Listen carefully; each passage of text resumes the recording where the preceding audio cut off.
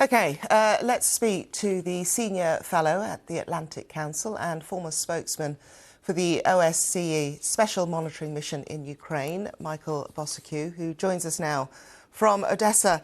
Hello, good morning and welcome to the programme. First off, I'd like to get your thoughts and reflections when you think back to what we witnessed on Friday. Sure. Well, no matter how many times I hear it and watch it, I can't stop shaking my head. I mean, this is a piece of video that will live in infamy, but it also represents another low point in Mr. Trump's Oval Office, who's been now there 50 months, if you count the first term, a real desecration of that office. Now, clearly, there's no winners from what happened unless your name is Vladimir Putin. And he must have sat down in glee and watched this.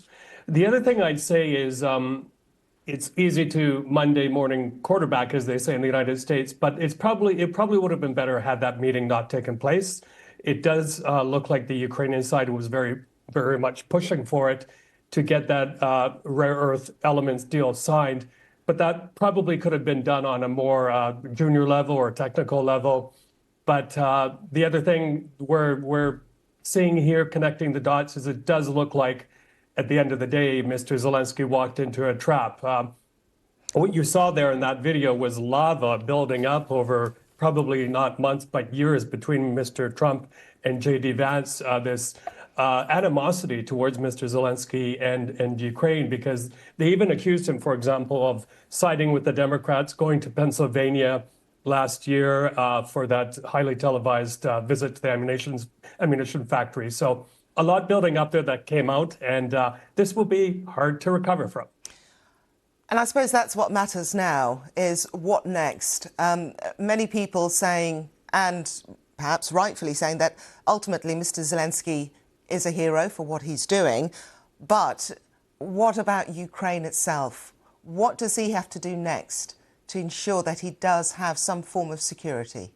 Right. Well, first of all, reaction here on the ground, contacts and friends I've been in touch with, is pretty much 50-50 split, with half of people I've talked to at least saying that probably Mr. Zelensky would have been better off zipping it up and not provoking Mr. Trump. But for the future of Ukraine, well, you know, there's a very interesting possibility here. As your correspondent noted, Mr. Zelensky is meant to be meeting with the king today. Now, King Charles has a very well-known soft spot for Ukraine. He's been, for example, to the Ukrainian Catholic Cathedral since the start of the war at least 2 times, that big one in Mayfair. And maybe he could play a background bridging role between Zelensky and Trump and bring them closer together. But having said all that, it is a very, very dangerous time for Ukraine, and action is needed very quickly. And I'll give you a quick example. Just a few hours ago, not far from where I am, Russian ballistic missiles struck. That was after a drone attack around the time of that meeting. But that missile struck Odessa port, striking a huge foreign flag container ship, just at the time when the Ukrainians were getting the container port going again.